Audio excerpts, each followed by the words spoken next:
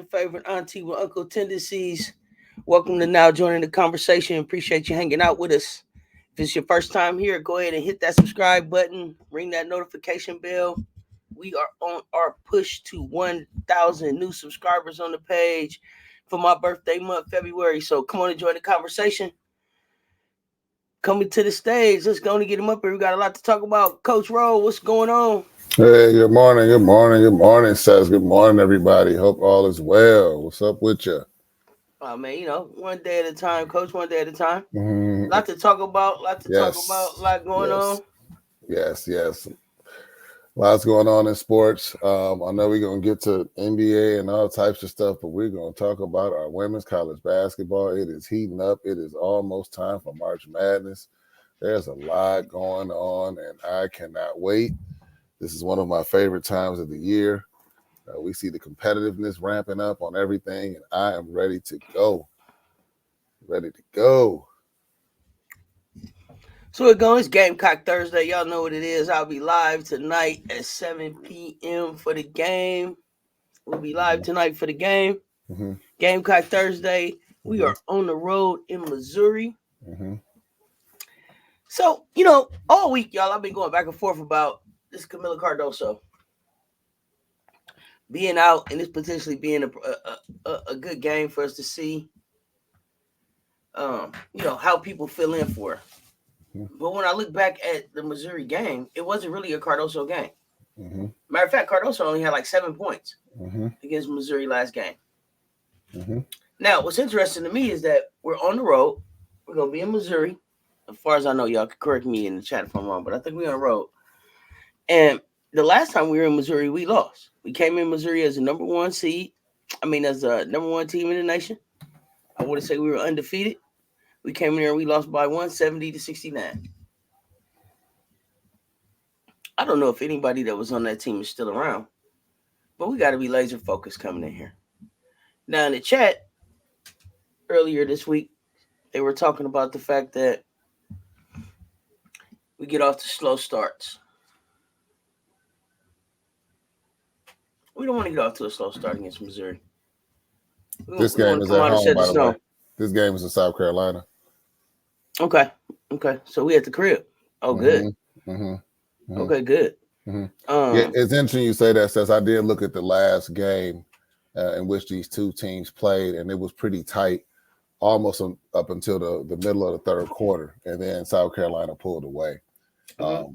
Couple of things I want to highlight. I know I made a lot of fun and laugh. That's what we do on Join the Conversation. We have a lot of fun, but we still give a fair shake and shot at anybody because this is a competitive sport, and on any given day, somebody can lose. So let me get that out of the way. There's a couple players that I want to draw some attention to on Missouri that may be a bit of a problem for South Carolina.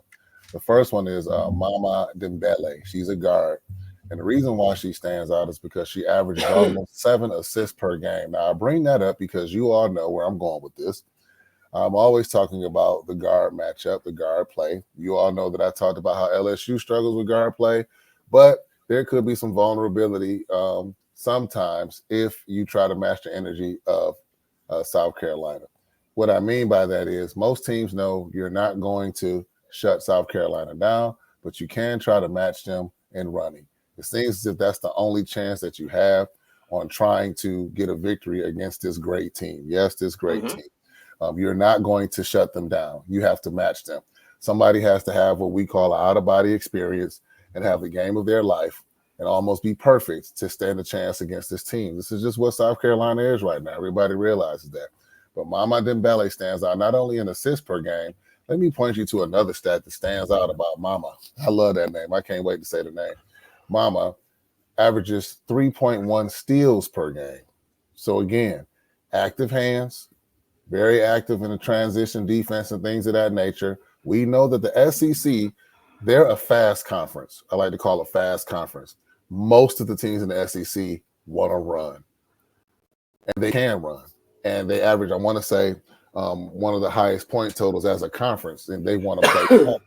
So when you couple that with Haley Frank. Haley Frank is the leading scorer on Missouri. She averages almost 18 points a game. Yes. And her 3-point percentage could be a little better. She's right at about 40%. She is not afraid to take the 3-pointer, and she is going to probably take a lot of 3-pointers in this game. I would be interested in seeing who's going to match up with Haley Frank, because at this point, when you mentioned the point about Cardoso, which is a great point, Cess, is about thinking about it now without her. One thing that we didn't really talk about, and I know South Carolina is bringing along a lot of players, and they're pretty deep, but how does this affect foul trouble? How does it affect the fouls? Like if somebody gets in some foul trouble, what does that do to SC now, like as far as like their bench without having Cardoso? That's something I don't think I didn't talk about it. I have not spoken on that yet. But I'm just curious your thoughts on that as far as their rotation now with that large of a centerpiece in the middle and how that affects their fouling. I'm not worried at all. I'm not worried at all. Like I said, she wasn't a big part of the win last time. we won without Chloe Kitts playing a lot of minutes. We won without Fu Wiley playing a lot of minutes. Mm-hmm. It was a Bree Hall show. Mm-hmm. So Bree Hall had 21 points in that game. Yeah, I'm not concerned at all about the fouls. Had 15. Like I said, they pulled now that I realize that we're at home, I'm really not worried. Like everybody should be comfortable. People, true. Even my bench players usually play better at the crib. So one thing it was an 81-57 showing last time out. Now one thing though, Missouri was a little shorthanded. I think 2 of their starters were hurt in that game. Okay, who? Let's see. Mama did not play in that game. Mm-hmm. That's big. Mama Dembele did not play, and that's it. As far as not trying to disrespect any other players. How many points she averaged? Mama Dembele averages not much of a score. Let's see. Mama Dembele averages 9, almost 10 points a game. Okay. So almost 10 points a game. So she's been there last time. Little math, like 81-67. She played last time. Wait. Hey, I'll do the math. All right, that's the math. But I'm asking. I started with her impact, meaning her assists per game, and her steals. She clearly controls the pace of the team. She distributes the ball very well. As you know, the good point guards in the SEC, they get what we call the hockey assist. They may not get credit for how they set up, the pass before the pass to get people set up. That's all I'm saying. Am I saying you get credit for that on NBA 2K. The assist to assist, you do. So I understand what you mean. That it's the setup. I get that part. Right. And I don't want to discredit the young lady at all about the setup, but okay. So you threw Mama out there, and that's fine. She'll play. And there's a couple other things I'll say too. But I'm gonna say that Fu Wiley is gonna play way more than 10 minutes. I'm gonna say that she's gonna score in this game because she didn't score in the last game. She's been on a little mini tear lately, kind of just introducing herself. Chloe Kitts, she's coming back off illness, so I'm expecting a big game out of her. Not only just because she didn't have a big game the last time in Missouri, but just because she's coming back and she still looked a little sick in the last game. So we working our way back. I think everybody will be fired up, especially now that I know we at the crib. Hey, we're gonna throw the ball up and see what happens. When you talk about fouls, I would say for the 6 fouls that I don't get with Cardoso, I'll get those 6 fouls with a Sakima Walker, and we'll go with that. I seen people in the chat not really sure about who Sakima Walker is. If you just look at the stat line, you're not gonna get it. You're gonna say, 2 points, 1.5 rebounds. Who is she? Dawn don't bring trash to South Carolina, y'all. She doesn't bring trash to South Carolina. If you saw 1 point, 2 points up there, you better understand that if it became necessary for her to be able to deliver, she's gonna deliver. Now, Granted, we don't know much about her. We haven't seen much out of her in the South Carolina uniform. But if you look her up, you'll understand, number one, that she's NBA pedigree out of this world. Not only is her father a former NBA player, he's a champion. Which means not only was she around a winning type of organization and a winning experience as a kid, being able to watch her father go through this, but a championship. Samaki Walker name ring out. People know Samaki if you were around during that time. Yeah. So she got that NBA pedigree with her, and then she was a JUCO Player of the Year in 2023, walking double in junior college. Okay, and so I understand. Y'all say junior college.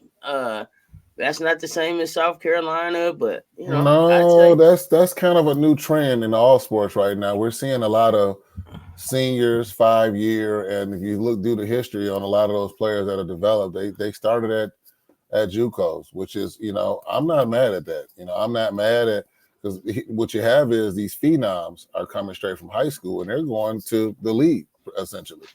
So there's a different pipeline going on right now from JUCO. So, well, here's the interesting point. What do you think about this from the last game? The Missouri coach, Robin Pinchton, said that they talked about their 2 shooters, and they said they shoot it well. You cannot give them those looks. So what would you expect Coach Robin to come with in this game?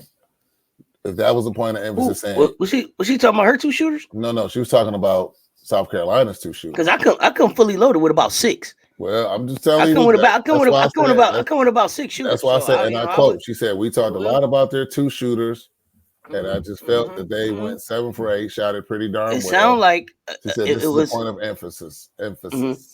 Okay, and it was 81-57. It sounded like they should have talked about the other 4 shooters that I got down here. Okay, sounds like they didn't talk enough about how deep the team go to me. But I don't know. I don't know much about Mizzou. I'm interested to see. Haley Frank and Austin had 16 points in that game apiece. Yeah, it was 2 others due to injury. I need to find Haley Frank, Ashton Judd, Grace Slaughter, Abby. I don't know how to say her last name. I'm not gonna mess it up. And Mama. And Frank in that game picked up her 2nd foul with like 8.5 minutes left in the first half. Then her 3rd a few minutes later, according to this ESPN article. Judd got into foul trouble before the end of the first. So it sounds like they didn't have the foot speed to keep up with my guard. Like they couldn't keep us in front of them. Sound like, Coach, but I don't know.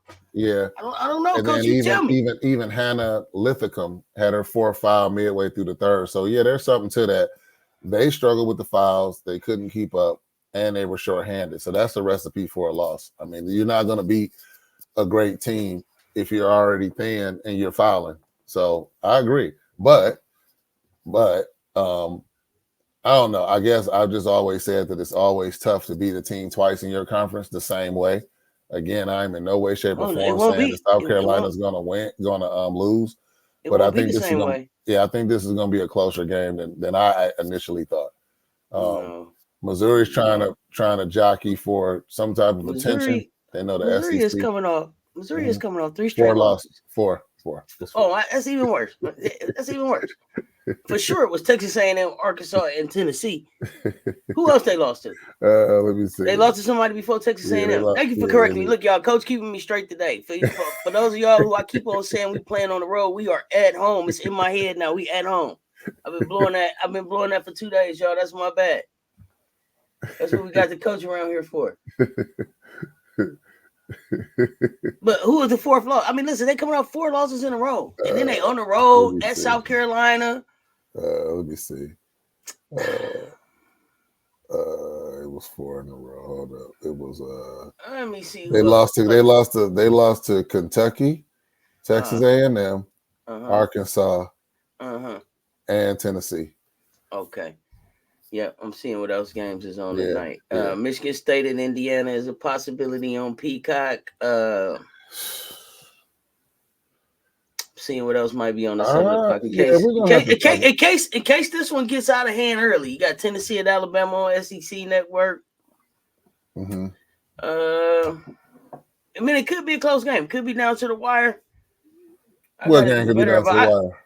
This game, you just said it might be close, Coach. I'm trying to stick with the storyline Oh, here. okay. I'm sticking with the storyline now. No, because you mentioned some other games, and I was like, yeah, because I'm giving options in case this one gets out of hand. Even though Coach thinks it's gonna go down to the wire, I may have time to run down here to Callahan Hall and check out Robert Morris at Detroit Mercy. I got to get over and do more watching over there at Detroit Mercy. I got to show some support. We do. I've not been to a game since I've been here.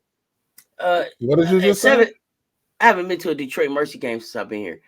Georgia and Mississippi State could be a good one. That could be a good one to watch at 7:30, y'all. But we digress. We was just giving a quick SEC preview of this Missouri Carolina game. Never want to overlook a team. Don't want to get overconfident, but right. Now I think we talk a lot about the trap. To me, this is the epitome of a trap game because let's be honest, nobody is expecting Missouri to win this game. And no disrespect to Missouri, no disrespect to any fans that are coming in here. We love the sport, we love the competitiveness, but we have to just look at greatness versus mediocrity. That's just what this is. But this is you said trap game. You said trap game. I said this is the epitome of a trap game. When nobody expects anybody to win, these are the games you wake up the next day saying, "What?" Okay, so tell me this: of all of the games that we played before this game, which one weren't we expected to win? None. Okay. And none of those were trap games so far. No. Okay. They weren't. And I don't think that this one's going to be a trap game because all eyes is on us because Cardoso's gone. You talking about a trap game, and Dawn Staley got on TV the other night and said that Sanaya Fagan has been getting ready for this game for weeks because she knew that Cardoso was going to be gone. So she's looking for an opportunity and a stage to put a show on. And this is it. She got her dancing shoes out. Trap games are defined by this. This is my criteria for a trap game. Come on. A superior team. They're playing a team that nobody gives a chance, and they have to be at home. Those are the ingredients to me for a trap game. Now, again, I'm not saying if it was just a regular old game, and I would say, yeah, Coach, you know what? This could be a trap game, especially with UConn coming up on Sunday. But with this being the first game with Cardoso being out and Fagan having this circled on her calendar, the youngest is going to be in line to show out. What do you say? That's why they throw the ball up when we play. We're gonna throw the ball up and see. Throw the ball up and see. But I'm looking at the players that we're gonna throw out there. Ashlyn Watkins is gonna have a chance to have some more minutes. Shania Fagan. And again, this is Walker. It's almost like Fool Wiley. Yeah, it's almost like this is one of those games. It's kind of a perfect scenario for Coach Staley. And I'm gonna say this. I'm gonna say why. You're getting ready for the SEC tournament. You're getting ready for March Madness. You have talent that you're getting them acclimated to the rotation. I wouldn't be surprised if Dawn lets some of the less featured players like, okay, we're gonna ride this. Yeah, let them go on a little run. We up by a little bit. Y'all stay in there. I want to see what y'all can do. Keep it afloat. So that's another reason why this game may be a little closer than it needs to be. Just for the development, getting some of those players out. But I still think it's going to be closer than everybody thinks. The last time she let the players play, I think they won by 35. That was Texas A&M. That's when my laser went off for 21. When she just let the youngins kind of have, hey, let's see what they can do. That's what they did. They won by 35. So again, it's going to be tough. Listen. Unless everybody taking their track shoes off, or unless they they got picked up some speed over here in Missouri, you got to keep them. You got to keep these ladies in front of you. We didn't talk about Raven Johnson. Nope. We didn't talk about Tahina Powell. Nope. Tahina Powell had a great game against Missouri. Oh yeah, she did. Yeah, I mentioned it real quick. I said it real quick. She went for 15. Yeah. So possibly seeing her come out of the shooting slump here. Just a lot of things here. I got my eyes open. I got my eyes open for alley-oop. Got my eyes open for alley-oop in this game. There definitely could be a breakaway dunk in this one, and that would bring the house down. I wonder if anything special going on in South Carolina today. This is one of those. Are they honoring anybody? Anything going on? I have to look that up and see. Maybe honoring somebody or something. Never know.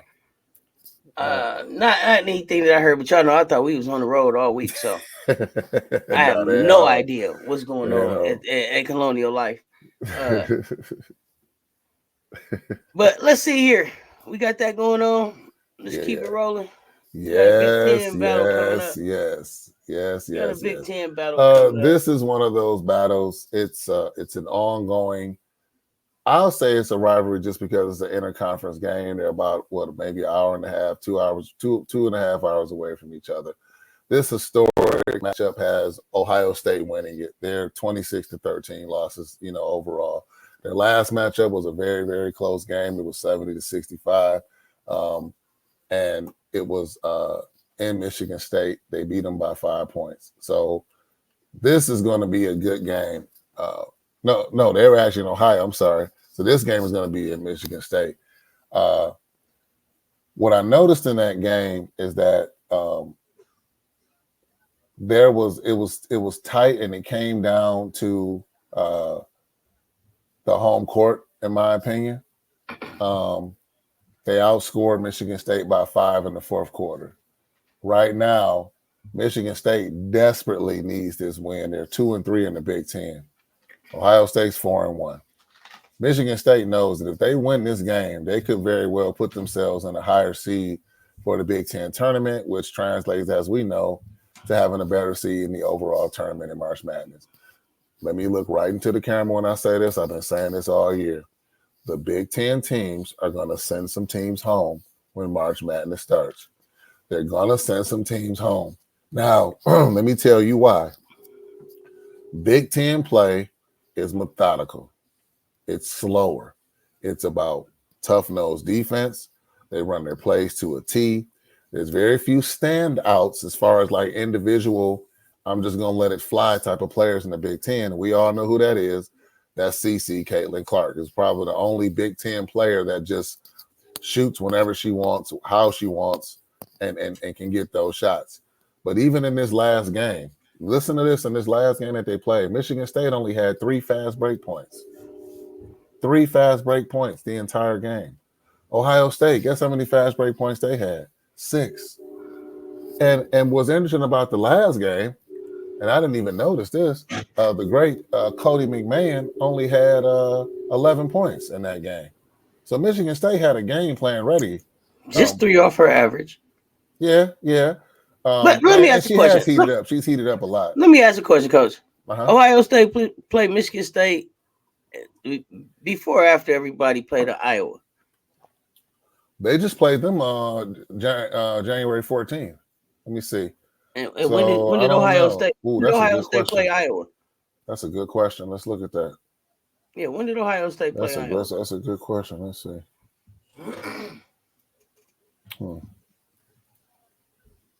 You talking about shooters? Ohio State got this shooter named J.C. Sheldon. Yeah, they do. They got this shooter named J.C. Sheldon.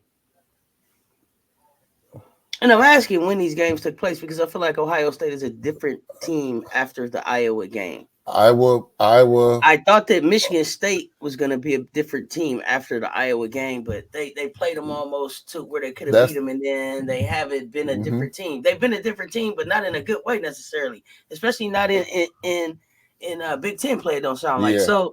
Yeah, no, that's a good pull by you. Ohio State played Iowa January 21st, which was after this win against Michigan State. Yeah. So that's a great pull. That's a good pull. Momentum is on their side. I feel like Cody McMahon is a sophomore. I feel like she's played herself into her college shape. Now she's playing herself into her college confidence. And the Iowa game did great things for both her confidence and the senior Sheldon's confidence. Okay. So I think they're playing off each other well. I don't watch a lot of Big Ten, but if I had to pick a team, just close my eyes and pick one, I'm gonna go with Ohio State. Yeah, I'm going to Ohio State. I don't think that Iowa is going to beat Ohio State again if they meet again. So I'm gonna call my shot on this one. I think Michigan State is gonna pull off the upset in this game. They're at home. In Ohio.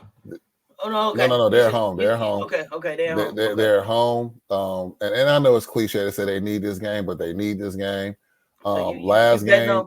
You bet no Moira and Julia over well, don't forget about Tori. JC. Tori had 18 points last game. 8 out of 10 field goals. They couldn't stop her down low. Last game against Ohio State. Mm-hmm. They won? Michigan State won? No. Okay. All right. I'm asking. Okay. I was checking because you said they couldn't stop her. All right. I don't need to stop you from winning. Mm-hmm. Everybody was right on their average. Yeah, it was. You know what? And I know it was a typical Big Ten I just feel game. I feel like the Iowa loss took a little something from Michigan State. Just took a little something out of them. That was one of those where they had it. They were so close. Yeah, they were so close. You're right. That was it took a little something off of them. Yeah. And the win for Ohio State gave them a little something that made them, a little bit like, Yeah. You're sticking your chest out. You're sticking your chest out a little bit further than you normally do because you beat somebody nobody thought you would. Yeah. So. Yeah. Well, and then too, like we always say, it's the way Ohio State beat them. They had a nice flow in that game, and they looked extremely confident. It was as if they had a blueprint. They had a plan on how to beat them. They did. They did. They had a plan on how to beat them. So I'll look for Michigan State to throw a lot of looks at Cody and JC. I think they're going to give a lot of looks at them, and they have the bodies to do it. Typical Big Ten, I think that Michigan State, despite having a few shooters of their own, definitely not as good as Ohio State. They're going to try to make this an ugly. Let's go down low, and let's try to control the paint. That's how Michigan State operates. They're definitely an inside-out type of team. I look for Tori to have another big game. I look for Moira to have another big game. But the question is going to be, Dee, you got to give me more than 2 points. She had a very off game. She was 1 for 11. That's very, very out of character for her. She had a bad game the first time they played. And she played 31 minutes. So that's not going to happen again. 0 for 4 from three-point range. So I look for a nice competitive game, and I think Michigan State ekes them out. Again, this is conference play, and I'm going to keep saying it. I am Team Big Ten. I can't wait till the tournament starts. I love these inter-rivalry games. Of course, my heart is with Michigan State. I want Michigan State to win this game. But y'all got to understand. I got my nerve to be up here talking about Ohio State. I don't even know if I can go home. Both my parents Sparties. Okay, both my parents are Sparties. I'm glad you said that because I definitely was going to bring that up. Okay, so I remember Genesis Fieldhouse. Listen, East Lansing. Okay, but I feel like it took something off of them. Now listen, a win against Ohio State could get them right back in the flow. I feel like it took a little shine off of them. But this is why we throw the ball up, and we're gonna find out. But I got to talk about this other team here. Yes, we was gonna talk about this. We was gonna talk about another subject, but I had to set that subject aside. We done talked about it enough, and this is a team that we ain't said nothing about. I gotta talk about Mississippi State. Yes. Let me say something. Even though Ole Miss took that loss in South Carolina the other day, they threw us. Listen, it must be something in the water or something down there. They playing basketball down in Mississippi, y'all. They playing basketball down in Mississippi. I gotta keep it a whole 1,000, y'all. I wasn't looking for no hoop come out of Mississippi. Listen, I'm telling y'all. But I gotta pay attention. They won 6 of their last 7 contests. The teams they beat number 9 LSU at home. They beat Kentucky in overtime, and they beat Texas A&M. They're 19-5 overall, 6-3 in conference play. Purcell coming down here from Louisville, second season. Say something. Go ahead. I see your face. Go ahead. No. I was gonna say the city where the Cardinals play. Yeah. Okay. Yeah. Louisville. Okay. Now, correct me if I'm wrong. The Bulldogs is on a bubble right now. They're a bubble team. Okay. But I think that they can get off this bubble. They done won 4 straight. I think they're in right now because of the streaks of wins they just had. 19-5 overall, 6-3 in conference play.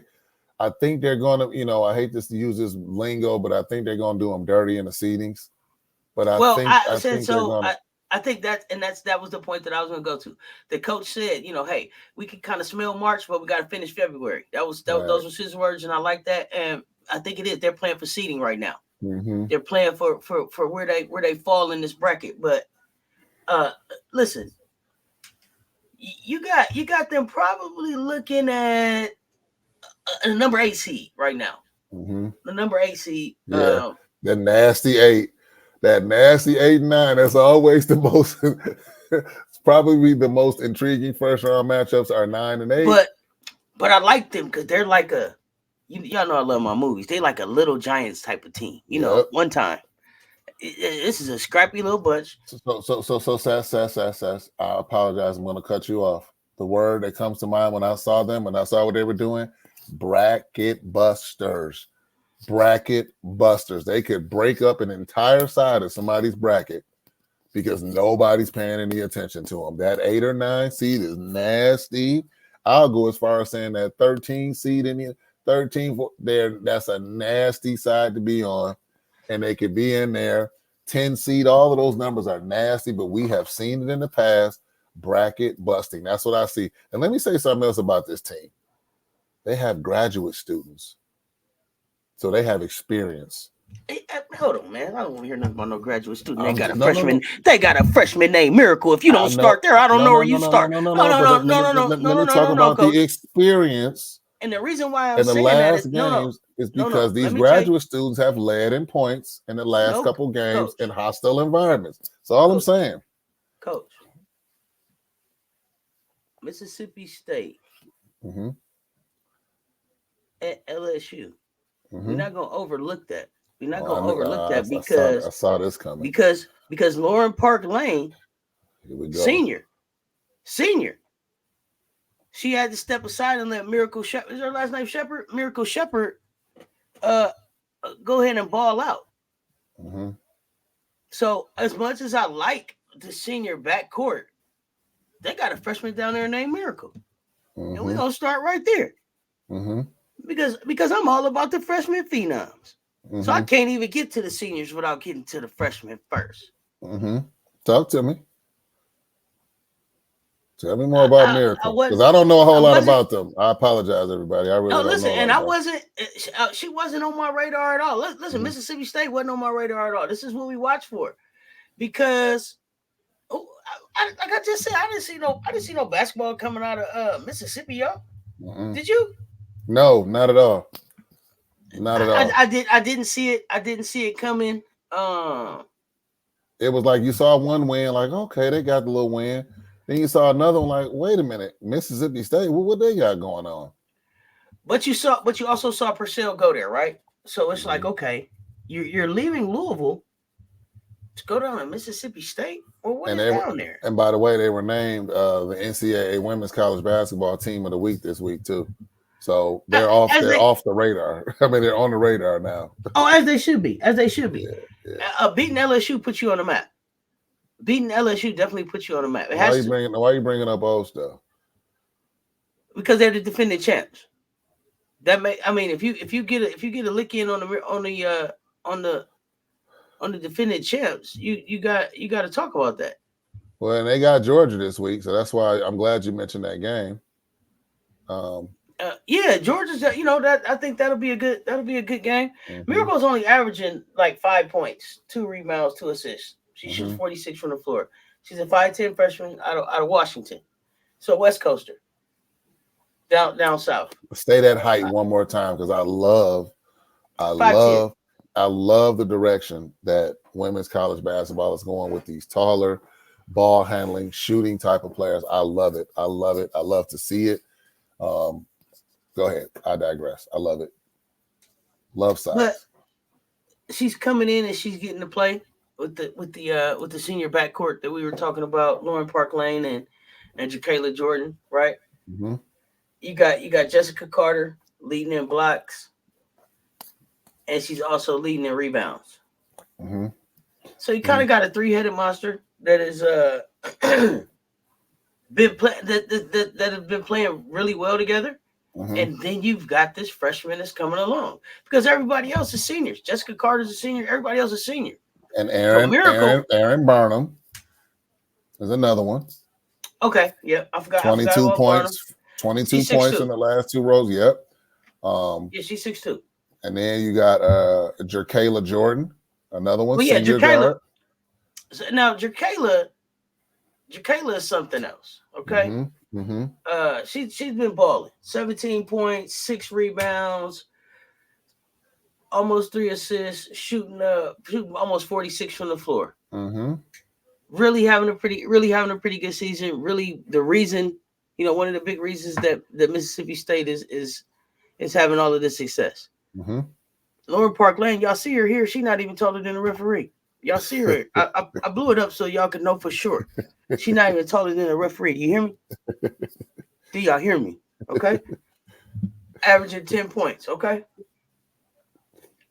And so what Mississippi State does, just doing a little research, they will throw 3 guards out there, and they will try to run you off the court. Which again, that's a SEC formula. That's a SEC fast.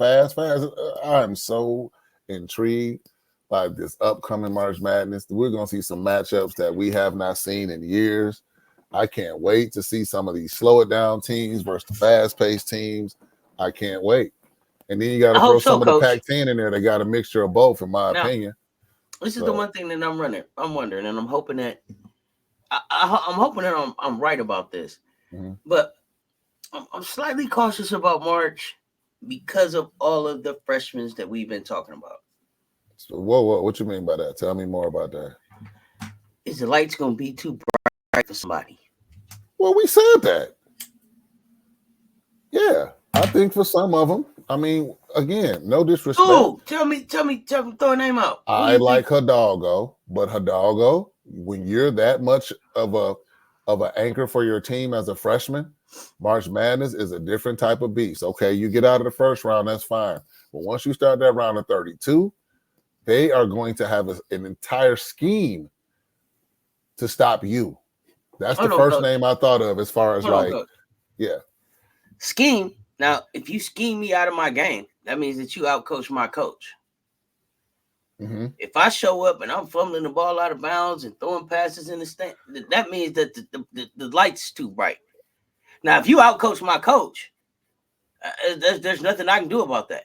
If you out scheme my coach, there's nothing I can do about that. But if she shows up and she can't make passes and she doesn't look like Hannah Hidalgo, then to me, that's when we talk about the lights are too bright. But her name doesn't come to mind for me. Well, but I'm gonna say this. When I say like the lights too bright, I'm talking about when you're responsible for that much. So here's the thing. Who's going to take up the weight if Hidalgo's not Hidalgo in the tournament? I'm talking about in the grind 'em rounds. 32-16, that's what I'm talking about as far as the lights. Like, how is she going to react? She's not in this by herself, though. She's not in this by herself. She got Citron over there with her. Juju Watkins is more of a one-person show right now. And I don't think the light's going to be too bright for her. Not Hidalgo, Juju. I feel like they came in ready. I don't. Their names don't come to mind for me. I think the freshmen gonna show out.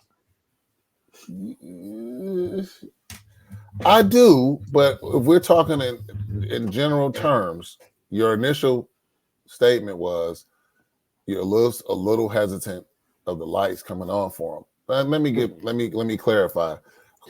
I'm not saying anybody's gonna choke. I'm just saying, are the lights too bright for them? And I say yes. Hidalgo comes to mind. Juju comes to mind. Have they ever experienced March Madness? Have they ever experienced your first 4 or 5 shots not going down? Have they ever experienced where you have 2, 3, 4 defenders coming at you? Have they ever I would have to check. You know what I'm saying? I would have to check, but I would say if they won state championships, then they're fine. If they played in the state championship, then they're fine because the lights get bright. The lights get bright in high school. Are you comparing the state championship to March Madness? Yes, in the sense of having to go through everybody one and done and get it done. Yeah, absolutely. There's no way that I would think that Hannah Hidalgo, when it got a state championship and it wasn't all about her, There's no way that I think Juju Watkins went and got a state championship, and it wasn't all about her. I don't know if they won state championships, but if they did, my money is on the fact that they were the people that had to hold their team together and lead them there because they point guards. So if they went and got them one, or if they got their team to one, absolutely, absolutely, I'm comparing that because winning it all on any level is winning it all. The lights are bright at the state championship level. Absolutely. It's as bright as they can get at the level they were on. That's a fair point. But we're talking about a higher level of athleticism, a higher level of competition, the moment itself just being 10 times bigger. So I think we agree that the lights in March Madness are bigger than the state championship. Do we agree on that? No. We don't agree on that. No. Okay. No.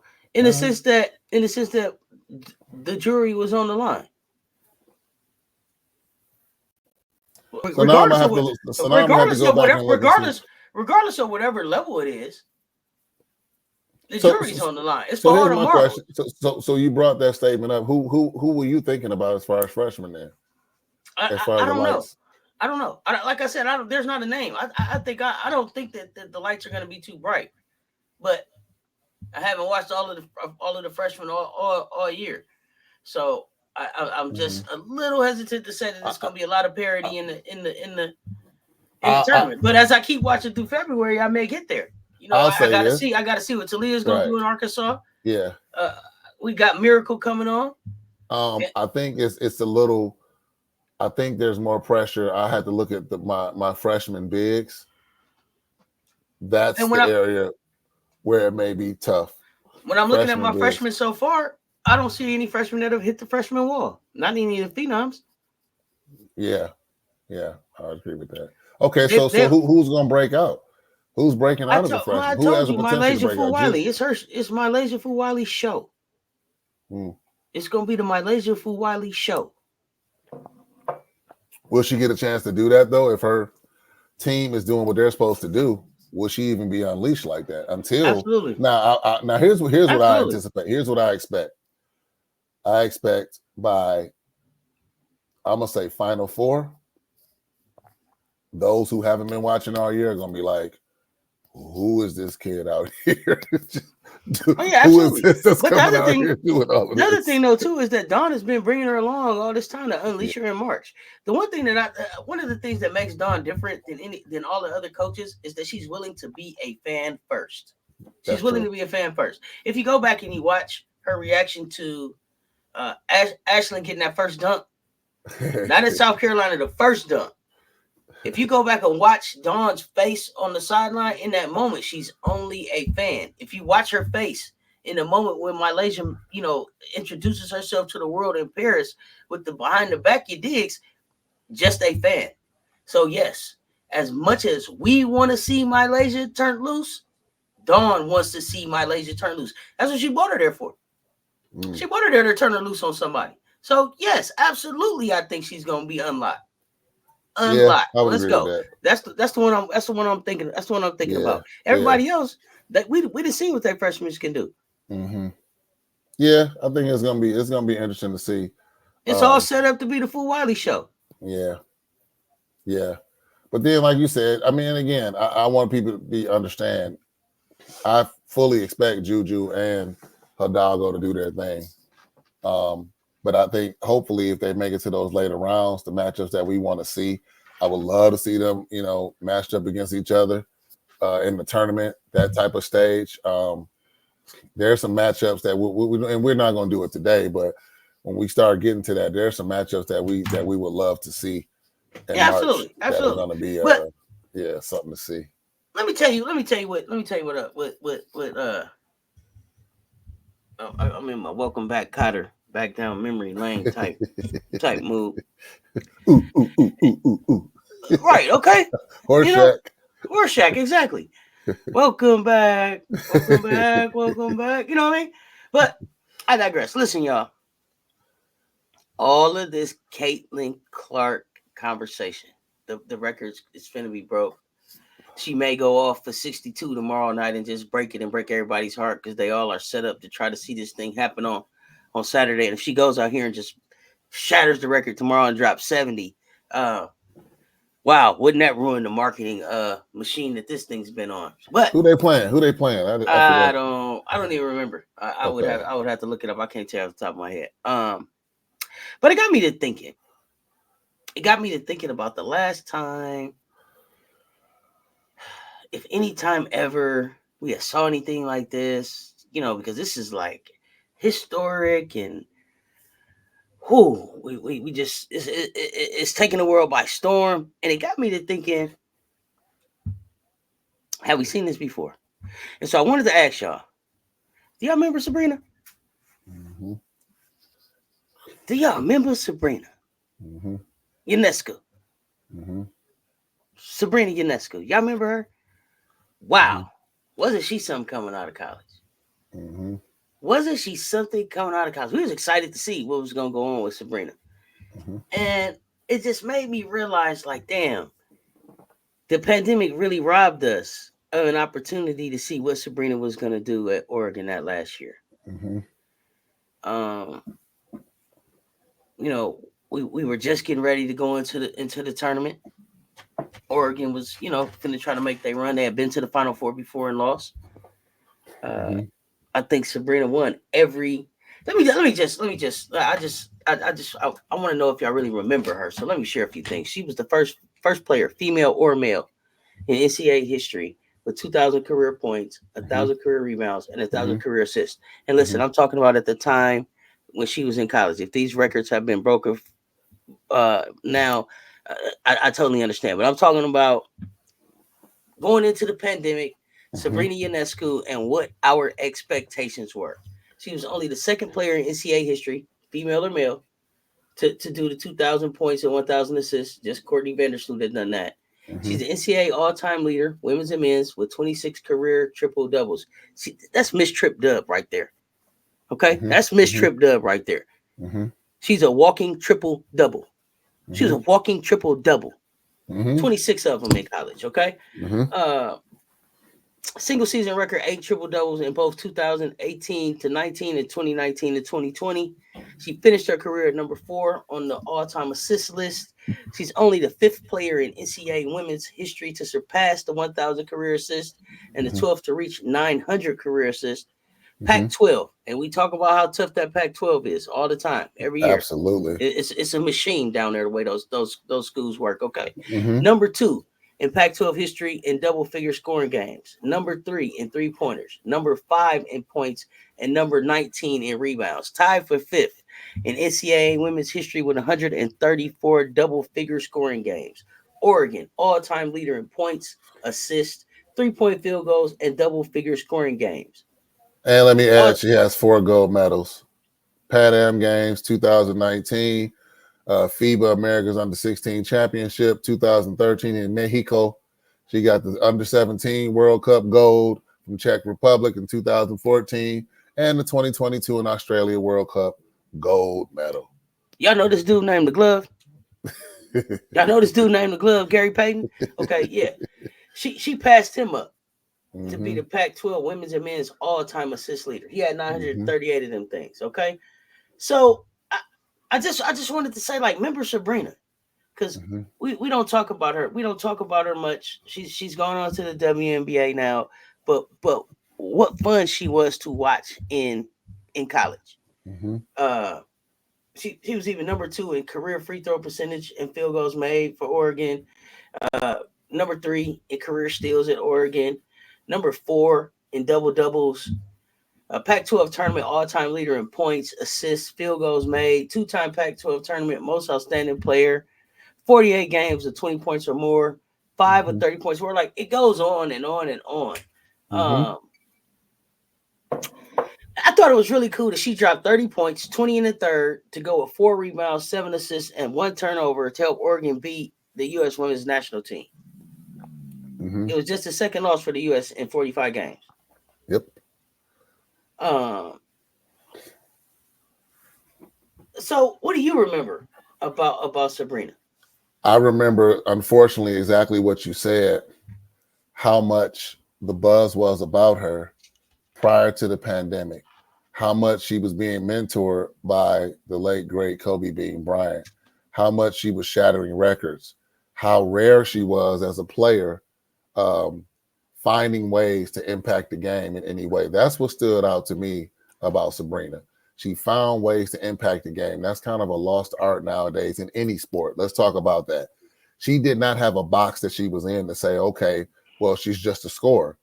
She scores, she rebounds, she assists, she impacts the game overall. In fact, she's quoted as saying when she was a kid, she played with boys a lot and had to find ways to get the ball. She said she found ways to rebound. That translated directly to the college game and now to the pros as she is now. So what I remember about Sabrina is that there was a time where the media was being flooded by Sabrina, and unfortunately it was cut short, like you said, with the pandemic. Look at that, y'all. Look at them. Look at them magazines that she was on the cover of in college. Dime magazine. I remember saying, to be very transparent, who is this young lady with Kobe Bean Bryant? That's literally the first time I was like, who is this? Who is Kobe, she? Steph. Yeah. LeBron called her Queen. Who is she? LeBron called her Queen Sabrina. And now, I mean, she went quietly. She just went quietly on into the WNBA. And it's unfortunate that they don't get that rock star treatment that they get at the college level, because the hype around her died, but her game didn't. Right. So she was with that New York Liberty team that lost to the Aces in the finals this past year, but she put on a show at WNBA All-Star Game. She's the leading point getter in 3-point shooting contest in the WNBA or NBA. To the point that Steph had to have a contest with her. And everything she's done in her career has been strategic. I read some information, and she took a long time to commit to a college. And when asked about why she did this, I quote, because I wanted to be an All-American at Oregon, not just an All-American somewhere else. She was the highest ranked recruit ever to commit to Oregon basketball. Oregon basketball. So let's take let's talk about athletes overall, both men and women's college basketball. She was the highest ranked to commit to Oregon. So when you think about that and already having that mental toughness, the late Kobe Bean Bryant is not going to gravitate toward anybody that does not have mental toughness. Clearly, she has some mental toughness, because she said, look, I'm going to go make an impact somewhere where nobody else has ever made an impact. She already has a 2020, she signed a Nike deal. She has the apparel. She is, I think that we were robbed by not seeing her compete for a national championship, which I think was pretty much a foregone conclusion. That year, if without the pandemic, we could say shoulda, coulda, woulda, but I strongly think that she would have at least been in the Final Four and competing for a championship that year. Would have been great for college basketball. That's what I remember about Ionescu. That's what I remember.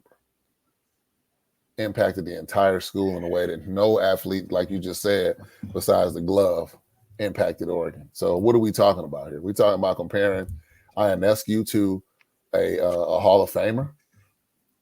That's pretty high accolades. Okay. So well, I think she's a made. She's a made lady. You know, she's a made baller.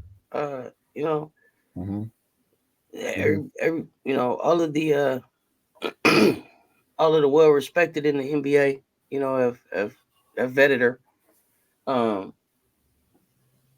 You know, she was so close to Kobe and his family that she spoke at his homegoing ceremony at I guess it was Staples then, and now it's Crypto. Want to hear another fun fact? Yeah, absolutely. She shot 100% from the free throw line in 2020. I think that was a record. Yeah, that's dope. That's really dope. She averaged 18 points her freshman or her rookie year. I mean, in 2020. And I really wanted to just take a moment to just say, hey, you know, a lot of stuff happened, but we didn't get to see that. We didn't get to see the end of that chapter. You know, it ended really. It ended just. It just dropped off. you know, and she's gone on and she's doing well in the WNBA, but you know, what an opportunity we missed. And I just, I wanted to shout out Sabrina Ionescu because she had a hell of a college career, and I don't know that we really even had any closure to it. It was just kind of like it was over, and then she went to the WNBA, and we didn't come back around and really talk about it again because I think we were just so blown away by just having coming out of the pandemic and everything. But and then a lot of things that happened around there, like like Kobe in the picture, like that was around that time when he unfortunately passed away. So it was a lot going on at the height of her collegiate to pro career. That's another thing, and that's it was unfortunate. Like you said, I think people were surprised to see her speaking at that ceremony, but then they realized, like, wait a minute, let's look back at the tapes. There were celebrities at courtside before the pandemic to watch her play. Yeah, Steph said he made it a point for his daughters to be courtside when she broke her record. So yeah. Definitely had made a mark. Is definitely a wonderful talent. And it seems like both on and off the court. Of course, I don't know her personally, but she's definitely great for women's basketball. So I wanted to just take a moment and shout her out, and just remember, all of the great stuff she did at Oregon before she got to New York. Can't wait to see what she does this year. It's gonna be good. I'm looking forward to it this year. Depending on who comes out, we'll get to see a Caitlin, maybe a Caitlin matchup. Wait, maybe do we get to see a Paige? Fans. I cannot remember being this excited over the beginning of a WNBA season in a long time. This is going to be a great season, you all. We're gonna talk about it in the upcoming segment. We have some movement already, not the groundbreaking ones, but we have some movement already, and I can't wait to talk about. Yeah, we'll probably do a special segment on WNBA movement. Yes. But I will be live tonight for the game. Come on in the chat and hang out and watch the game. We'll be Coach Ro, also known as Coach Shirt, Coach Preach, might pop up on the live. You never know. Exactly. You never know what happened, but we will, we're gonna have the game on. We're gonna be looking to see what's going on in these other games, but we're gonna have our eye on this Missouri game and how the youngins show up. We are on our push to 1,000 subscribers for my birthday month, y'all. Let's get it done. I appreciate the support so far. If you like the conversation, come on and hit that subscribe button, ring the notification bell, like the videos, and share the conversation. Stay engaged in the comments because we are always talking. Until next time, stay tuned. Talk soon. It's your favorite auntie with Uncle Tendencies. I'm out. See ya.